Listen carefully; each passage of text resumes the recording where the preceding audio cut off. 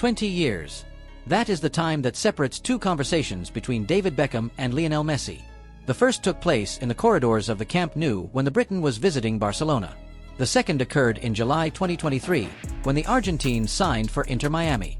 Coincidence? There is no such thing when dealing with a secret plan that was 2 decades in the making. Because what the world saw as a surprise signing was, in reality, the closing of a pact that began long before anyone imagined a competitive Major League Soccer. But there is something deeper. Something that neither sports journalists nor business analysts detected at the time. Beckham didn't just build a club. He designed a perfect trap to lure the greatest player in history when everyone was betting on Saudi Arabia or a return to Barcelona. How did he achieve it? What pieces did he move silently for years so that Messi would say yes when European football was closing its doors to him? In this video, you're going to discover 3 things. First, the first contact between Beckham and Messi that no one documented and that explains their mutual trust. Second, the invisible alliance that turned Inter Miami into the most influential business and sporting phenomenon of the decade. And finally, the revelation of how these two geniuses plan to lead the club to the 2026 Club World Cup, defying all predictions. Stay until the end. You will see how everything fits together, even if it doesn't seem like it now. Because this story has layers that are revealed one after another, and every detail that seems minor turns out to be a fundamental piece of the puzzle. It all begins in February 2004. Beckham was already the star of Real Madrid, and Barcelona was visiting the Santiago Bernabéu for a Clásico that held all the voltage of the golden era. Messi was 16 years old and was part of Barca's youth categories, but that day Rijkaard took him to the stadium to breathe in the atmosphere of a historic clash. In the tunnel, as the players were heading onto the field, Beckham crossed paths with that shy teenager who barely looked up from the ground. What happened next is only known by 3 people: Beckham, Messi, and the translator who was present. There is no official record, no photograph, no public statements. But there are indirect testimonies from people close to the Blaugrana locker room who confirmed that the Englishman whispered something into the young Argentine's ear. Something brief. Something that made Messi raise his head and smile for the first time all afternoon. What exactly did he say? No one ever confirmed it. But years later, when Beckham was already co-owner of Inter Miami and looking for his big signing, the Argentine remembered that moment in a private conversation with Jorge Mas, the club's other majority partner. That conversation was the first sign that the plan could work. Because Beckham wasn't selling just any sports project. He was activating an emotional memory, a bond that had been waiting nearly 2 decades for the right moment to materialize. And in modern football, where decisions are made between lawyers, agents, and million-dollar figures, that kind of human connection is the factor that makes the difference between a yes and a no. Now then, building a club from scratch isn't just about having vision. It's about resisting failures, economic losses, press mockery, and entire seasons without results. Inter Miami debuted in the MLS in 2020, and its first years were a sporting disaster. The team finished last in the Eastern Conference during its inaugural season. The signings didn't work, the coaches didn't connect with the squad, and the criticism of Beckham was brutal.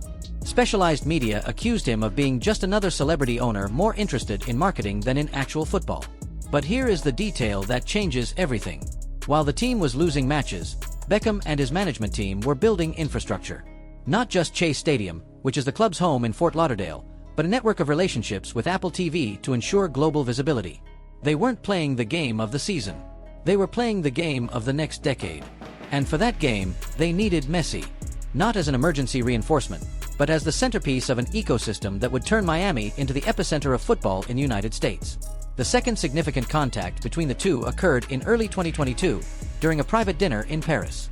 Beckham traveled to the French capital supposedly for his personal brand affairs, but the true agenda was different. He met with Messi in a discreet restaurant in the 8th arrondissement, far from cameras and reporters. During that dinner, they didn't talk about contracts or salaries. They talked about legacy. Beckham posed a direct question. What does Lionel Messi want to do after winning everything in Europe? Retire in a big team but being just one of the crowd, or build something that no footballer had achieved before? That question resonated. Because Messi had conquered Champions Leagues, Ballons d'Or, league titles, and had just lifted the World Cup with Argentina.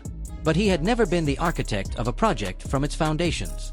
He had never had the control to decide on signings, to influence the club's philosophy, or to design a game system from scratch. Beckham was offering him exactly that, to be more than a star player. To be the co-founder of a dynasty.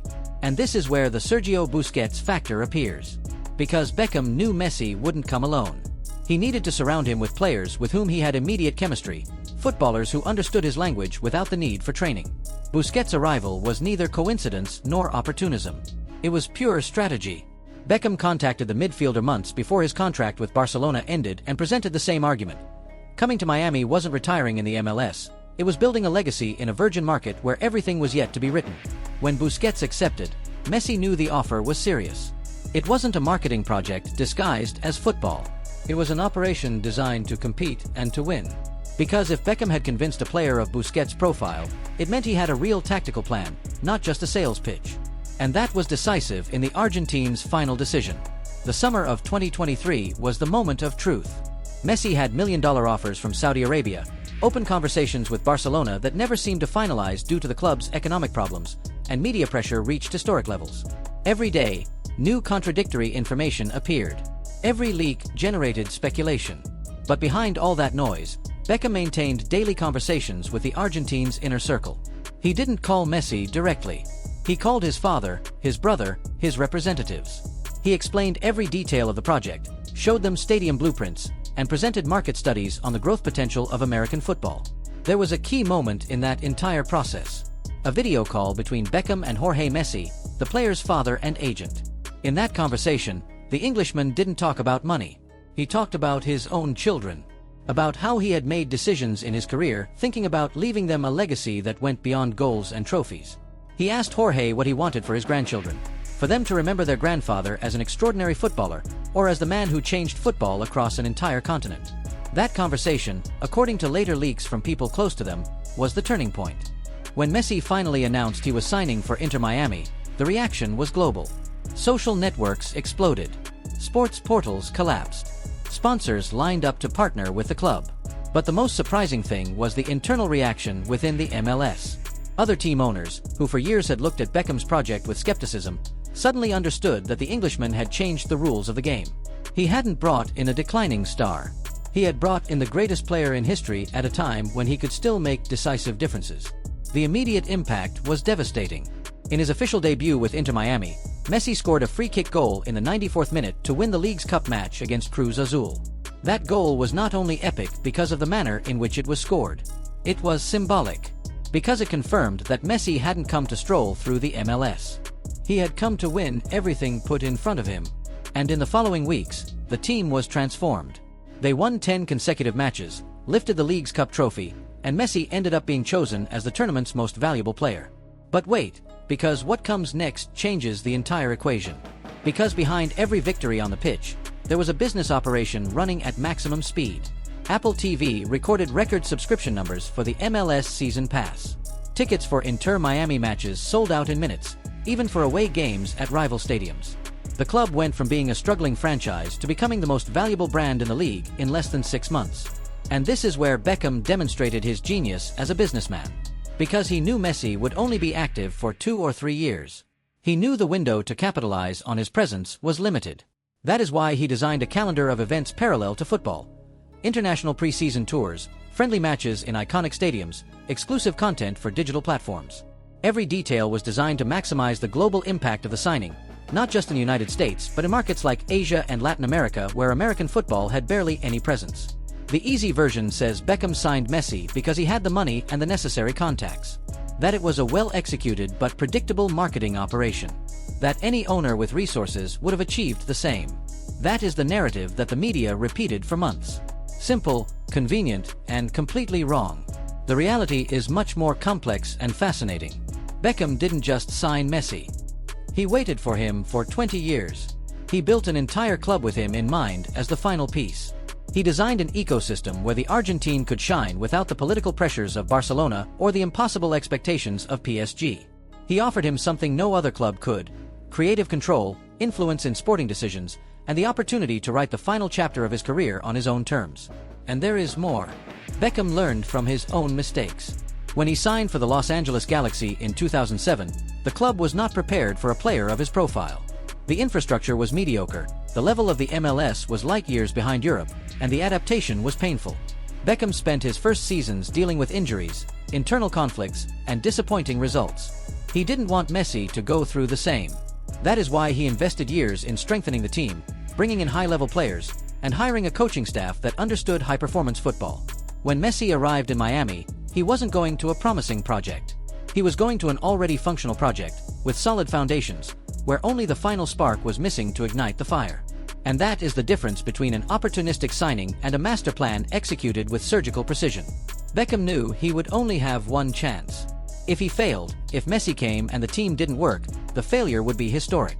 But if everything went well, if the plan was executed without errors, it would change the history of American football forever. The next move was Jordi Alba, another former Barcelona player, another player with immediate chemistry with Messi. Alba had finished his cycle at Barcelona after years of being the starting fullback. He had offers in Europe, but Beckham convinced him with the same argument he used with Busquets. Coming to Miami wasn't the end of his career, but the beginning of something unique. Alba's arrival completed the triangle. Messi had by his side two teammates with whom he had won everything at Barcelona. They knew his movements, his timing, his spaces. They didn't need adaptation. From the first training session, Inter Miami played as if they had been together for years. And the results were immediate. The team that previously struggled to avoid coming last in the table suddenly swept through rivals who were superior on paper. In the League's Cup, Inter Miami eliminated Liga MX teams with authority. In every match, Messi scored or assisted. Busquets controlled the midfield with his characteristic intelligence. Alba surged down the left wing, creating constant danger. The Barcelona trident had been resurrected in Fort Lauderdale, and no one knew how to stop them. But here is the detail that almost no one mentions. Behind every victory was Beckham's invisible work managing expectations. Because the problem with signing Messi is not just sporting. It is media-related. Every defeat turns into a crisis. Every draw generates criticism. Every injury triggers alarms. Beckham understood that better than anyone because he had lived it himself. That is why he shielded Messi from external pressure. He limited mandatory press conferences, controlled journalist access to the locker room, and ensured the Argentine could concentrate exclusively on playing. That protection was key for Messi to perform at the highest level from day one. He didn't have to deal with external polemics or media controversies. He could simply do what he does best, play football. And when a player of his caliber has all the conditions to shine, the result is inevitable. Inter Miami won its first title in club history just 2 months after Messi's arrival. A record that confirmed what Beckham had planned for 2 decades. When you build the right foundations and add the right player, success is not a matter of luck. It is a matter of time. Now, let's talk numbers. Because the figures behind this signing are overwhelming. Before Messi, Inter Miami averaged nearly 15,000 spectators per match. After his arrival, the stadium was filled with over 20,000 people every home game, and in away matches, rivals sold record numbers of tickets. Stadiums that normally had empty stands suddenly hung the "sold out" sign weeks before the match. Why? Because people weren't going to see Inter Miami. They were going to see Messi. And Beckham knew it. He knew that effect would be short-lived, but it would be enough to change the perception of the club on a global level. Beckham's strategy was always clear. Use Messi as a catalyst to build an enduring brand. It wasn't about squeezing every last breath out of the Argentine. It was about leveraging his presence to attract other top-tier players, to convince sponsors to invest long-term, and to position Inter Miami as the dream destination for future South American stars wanting to make the jump to the United States. And it worked. After Messi, Busquets, and Alba, other players began to see Miami with different eyes. It was no longer a golden retirement. It was a serious project. The third act of this master plan is related to the 2026 Club World Cup. That tournament, which will be played in the United States, will be the perfect stage for Inter Miami to prove it isn't just an MLS team. It is a club with global ambitions. Beckham knows that to qualify they need to win the CONCACAF Champions League, a tournament that pits the best teams from North America, Central America, and the Caribbean. And although Messi will no longer be active by then, the structure built around his figure will continue to function. Because that is the true legacy of the pact between Beckham and Messi. It's not the goals, nor the titles, nor the viewership figures. It is having demonstrated that American football can be competitive if done with seriousness, with smart investment, and with a long-term vision. Beckham learned from his mistakes in Los Angeles. Messi learned from his frustrations in Paris. And together they built something that neither could have achieved separately. A club that in less than a year went from being irrelevant to being the center of attention in the world of football. But there is a silent factor that explains the impossible. A detail that is only understood when you look at the entire careers of both protagonists. Beckham didn't choose Messi only for his talent. He chose him because he recognized in him something very few footballers have, the ability to reinvent themselves under extreme pressure. Messi failed in his early years with Argentina. He struggled to adapt to PSG. He had moments of doubt where it seemed his best level was in the past. But he always found a way to come back stronger. That resilience is what convinced Beckham that the bet would be worth it. Because he knew that bringing in Messi involved enormous risks. If the Argentine arrived in decline, if his body didn't respond, if the level of the MLS proved too low to motivate him, the entire plan would collapse. But Beckham bet on Messi's hunger, on his need to prove that he could still make a difference in any league in the world. And he was right. But the real challenge was only just beginning. Because winning the league's cup was just the appetizer. The main course was proving that Inter Miami could compete in the MLS regular season against teams that had been building projects for years, against coaches who knew every nook and cranny of the league, and against rivals who were not going to be intimidated by the presence of Messi. And that was where everything became complicated in ways that no one anticipated. The 2023 regular season was a disaster. Despite having Messi, Busquets, and Alba, Inter Miami ended up out of the playoffs. The team accumulated injuries at critical moments, suffered unexpected defeats against rivals who were inferior on paper, and showed a worrying inconsistency. The critics who had remained silent during the triumphant league's cup streak returned in full force. They said Beckham had built a media circus, not a football team. That Messi had come to retire, not to compete. That the project was pure smoke. But here is a detail that completely changes the narrative. Those failures were not accidental. They were part of the construction process that Beckham had anticipated from the beginning. He knew that the first year with Messi would be one of adaptation. He knew that integrating 3 Barcelona players into a locker room that spoke mostly English was going to generate friction. He knew the rest of the squad would need time to adjust to the rhythm of play demanded by the new signings. And instead of panicking, he stayed the course. That strategic patience is what separates visionary owners from impatient ones. Because in modern football, where immediate results are everything, resisting the pressure to change the plan after a bad streak requires nerves of steel. Beckham had them. He knew that if he maintained the structure, if he kept investing in infrastructure, and if he protected Messi from external criticism, the team would eventually find its identity. And he was right. The 2024 season began with an internal revolution. Beckham and his technical team analyzed every match of the previous season. They identified tactical problems, physical deficiencies, and disconnections between lines. And they made drastic decisions. They hired Gerardo "Tata" Martino, the coach who knew Messi best from having managed him at Barcelona and the Argentine national team. They signed specific players to cover the weakest positions. They adjusted the game system to maximize the impact of the 3 former Barcelona stars without sacrificing defensive balance. This is where the story gets serious.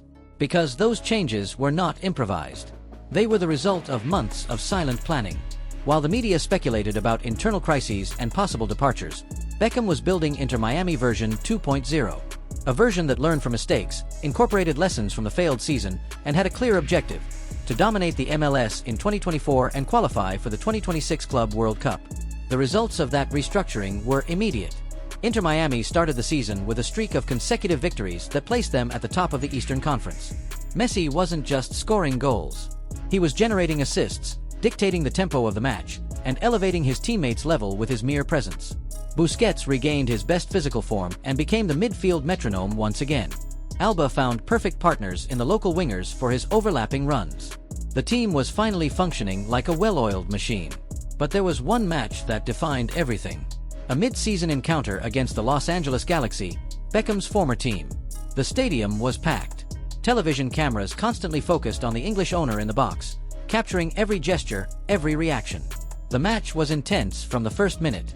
Galaxy came out with a high press that destabilized Miami during the first 20 minutes. But Messi, as always, found the spaces. In the 32nd minute, after a perfect combination with Busquets, the Argentine received the ball in the final third with 2 defenders on him. He feinted to the right, cut inside, and unleashed a shot that flew into the upper left corner. The stadium exploded. Beckham, in the box, clenched his fists in triumph. That goal wasn't just beautiful. It was symbolic. It was the confirmation that the plan was working, that all the pieces were finally in place, and that the risk had been worth it. Now, let's talk about what really happened behind the scenes during those complicated months. The easy version says Beckham simply put up the money and waited for results. That his role was that of a passive owner who delegated everything to the coaching staff. That Messi simply arrived and, with his natural talent, solved all the team's problems. That is the story the press sells because it's simple, because it fits the narrative of the superhero who saves the team in crisis. The reality is completely different and much more interesting. Beckham was not a passive owner. He was involved in every major decision of the club. He participated in tactical meetings with the coaching staff, reviewed players' medical reports, and personally approved every signing. His experience as an elite footballer gave him a unique perspective on what the team needed. He knew when a player was physically overloaded, when the locker room needed a motivational message, and when unpopular but necessary decisions had to be made. And Messi was not the lone savior either. He was the silent leader who, by example, pushed the rest of the squad to raise their level. He arrived at training before anyone else. He stayed late practicing free kicks. He talked to the young players, gave them advice, and transmitted his winning mentality. That daily influence, invisible to the cameras but fundamental within the locker room, transformed the club's culture. Inter Miami went from being a team of promises to being a team hungry for titles. The impact of that cultural change was reflected in the numbers. During the first half of the 2024 season, Inter Miami recorded the best winning percentage in all of MLS. More than 80% of home games ended in victory. The team developed a mental toughness that made them dangerous even in the worst moments of a match. When they were losing, they didn't crumble. They found the resources to draw or stage a comeback. That resilience doesn't appear overnight. It is the result of months of psychological work, of confidence built match after match, and of effective leadership on the field. And then came the decisive moment. The final of the US Open Cup, the oldest cup tournament in the United States.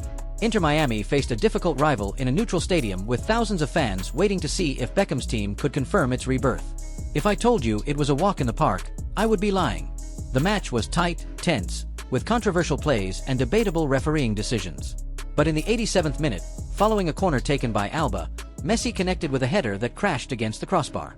The rebound fell to the feet of a teammate who pushed the ball into the net. The stadium went wild. The players ran toward the stands where Beckham was, pointing at him, dedicating the goal to him. Because everyone in that locker room knew that this victory was the result of years of planning, of resisting criticism, and of maintaining faith when everything seemed to indicate the project was a failure. Beckham went down to the field after the final whistle, hugged Messi, and at that moment, the circle was closed. The pact they had sealed 2 decades earlier was finally bearing fruit. If you think this is just football, like and subscribe, because what comes next connects sport, legacy, and ambition in ways you never imagined. So that's it, right? Well, no. Because winning trophies is important, but it wasn't the final goal of Beckham's plan. The goal was something much more ambitious: to position Inter Miami as the most influential club on the American continent.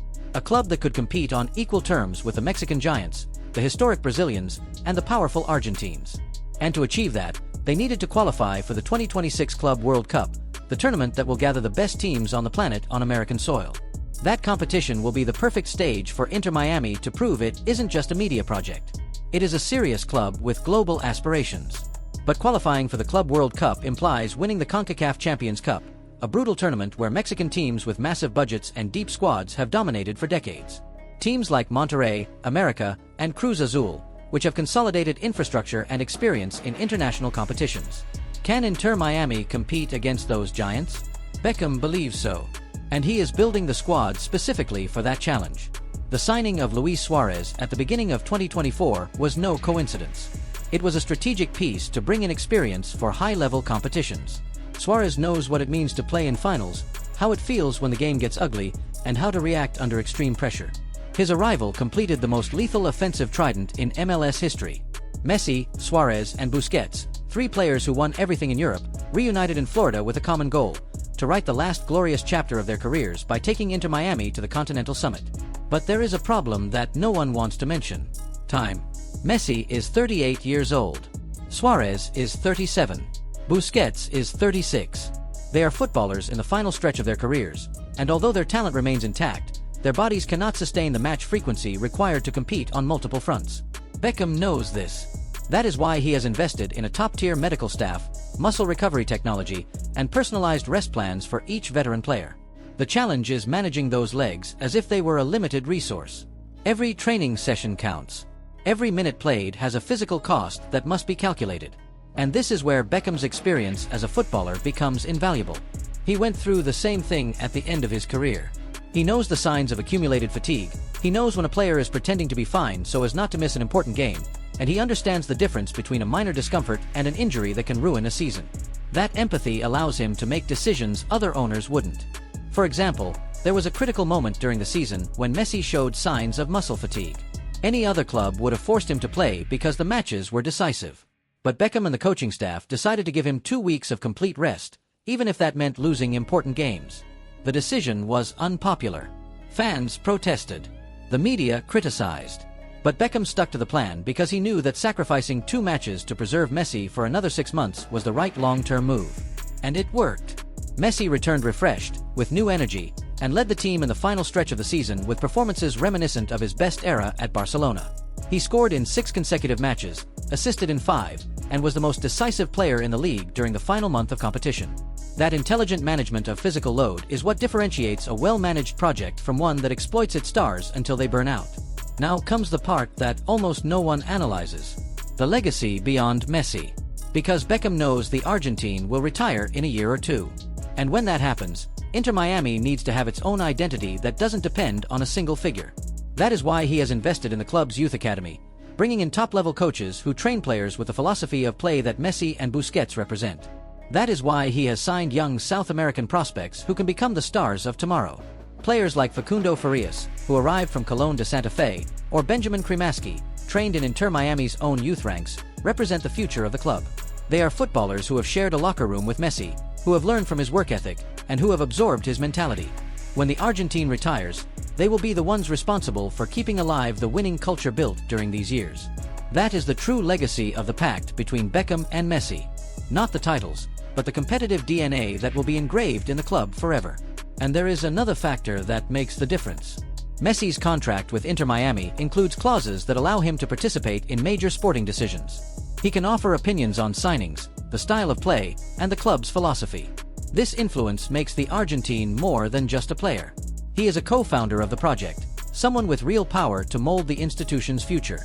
And when he retires as a footballer, there is a possibility he will remain linked to the club in another role, perhaps as a sporting advisor or even a global ambassador. That continuity is what Beckham built from the start. Not a spectacular short-term signing, but a strategic partnership that transcends the present. Because in modern football, successful clubs are not built around a star.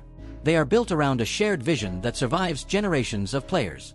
And that vision, in Inter Miami's case, is clear: to become the most important club in the United States and a relevant actor in continental football. Now, the question everyone is asking is, can Inter Miami win the 2026 Club World Cup?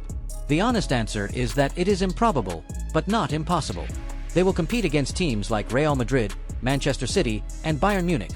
Teams with squads worth hundreds of millions of euros and decades of experience in elite competitions. But football has that unpredictable magic where individual talent can level abysmal differences. And if there is one thing Messi proved throughout his career, it's that he can do the impossible when the moment demands it. Imagine this: the final of the Club World Cup, 2026, in a packed stadium in the United States. Inter Miami against a European giant. Messi, in his last official match before retirement, with the opportunity to close his career with a title that no American footballer has ever won. Beckham in the box, watching as the 20-year plan reaches its culmination. Fantasy? Perhaps. Impossible. Never underestimate those who plan as if time does not exist. Because in the end, that is what Beckham and Messi understood better than anyone. Sporting immortality is not built by winning titles in moments of glory. It is built by risking everything when no one bets on you, resisting criticism when failure seems inevitable, and having the patience to execute a plan for decades even if the world tells you you're crazy. They didn't build a team. They built a legacy that will be studied in business schools and football academies for generations. And when someone asks 20 years from now how Inter Miami went from being an irrelevant franchise to a continental giant, the answer will be simple: 2 men, a pact, and the vision to understand that legends are not written in months. They are written with the patience of one who plants a tree knowing that its shade will be enjoyed by others. And wait for what's coming in 2026, because this story isn't over yet.